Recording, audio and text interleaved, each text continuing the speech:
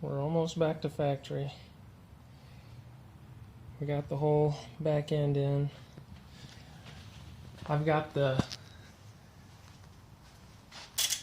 headrests that go in the back seat up there.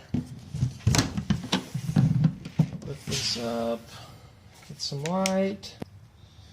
That's what we have in there. Not bad, not bad.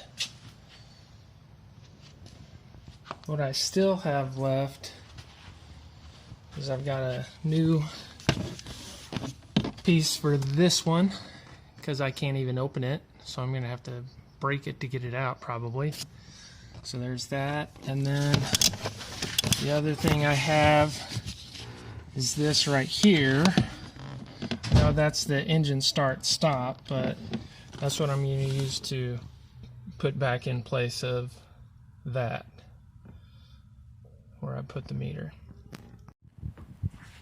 And I got those parts at Dos Amigos. I know I talked about them in the last one, and those two parts are right here. Not bad for brand new looking parts, even though they're used.